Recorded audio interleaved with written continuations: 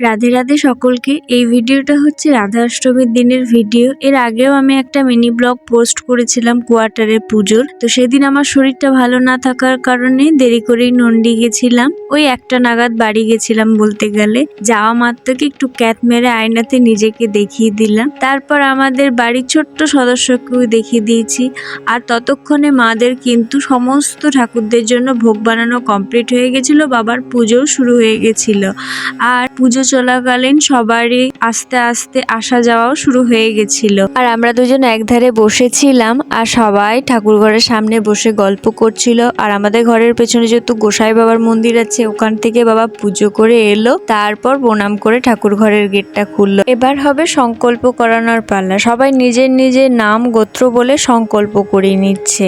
আর তারপরে সংকল্প করানোর পর মা আর বোনি সবাইকে একে একে প্রসাদ দিচ্ছে। এখনো আরো কয়েকজনের আসা বাকি। সবাই ভেবেছে দেরি করে পুজো হবে, সেই জন্য অনেকে দেরি করে ধীরে সুস্থে আসছে আর বলছে পুজো হয়ে গেল। মা বলছে হ্যাঁ, পুজো করানো কমপ্লিট, এবার তোমরা প্রসাদগুলো নিয়ে চলে যাও। সকাল থেকে যেহেতু উপোস করে আছো, বাড়িতে গিয়ে প্রসাদ খেয়ে জল খেয়ে নিও। সবাই প্রসাদ নিয়ে চলে যাবার পর আমরাও নিজেরা একটু প্রসাদ খাই, তারপর খাবারও খেয়ে নিয়েছিলাম। দুপুরে ভালো করে ঘুম দিয়েছিলাম। তারপর সন্ধ্যের দিকে আমি আর উনি একটু হাঁটতে বেরোই, তখন দেখি চেম্বারে এই যে ইনি বসে আছেন। বুনি বললো একে বার করে দিই, এ আবার ঢুকে বসে থাকলে কান্নাকাটি করবে। তারপর ওকে বার করে দিয়ে আমরা একটু সন্ধ্যের দিকে হেঁটে এলাম। ততক্ষণে মা আমাদেরকে খেতে দেওয়ার জন্য খাবারগুলো রেডি করে রেখেছিল। বুনিকে বললো একে একে দিয়ে দে ওদেরকে। আর এদিকে বুনি বলছে যে খেতে তো দেবো, কিন্তু খেতে দেওয়ার আগে আমি একটু খেয়ে দেখবো, কারণ আমার এইভাবে খেতে ভালো লাগে। তারপর আমরা দুই বোন মিলে আলু সিদ্ধ আর ডালিয়া খেয়ে নিই। আর মা ওকে একটা কত্তাল দিয়েছে। আমাদের আসলে কত্তাল কেনার খুব ইচ্ছে। মা বললো যে বাড়িতে তো আছে, কেনার দরকার নেই, পরে যখন কিনবি, এখন যখন আছে নিয়ে যা। তারপর আমরা নিজেদের মধ্যেই বলাবলি করছিলাম যে আজকের দিনটা তো বেশ ভালো, রাধা অষ্টমী, আজকের দিনেই মা আমাদেরকে কত্তালটা দিয়েছে। কোয়ার্টার থেকে আসার আগে ভেবেই এসেছিলাম দুপুরে পুজো হয়ে গেলে প্রসাদ খেয়ে দুপুরেই বাড়ি চলে যাব, কিন্তু না, আমার শরীরও খুব একটা ভালো ছিল না। আর মুখের এক সাইডটা বেদনা করছিল, ঠান্ডায় লেগে গেছিল বলতে গেলে। খুব যে বাড়াবাড়ি হয়েছে তা না, ওষুধ খেয়েছি ঠিক হয়ে গেছে।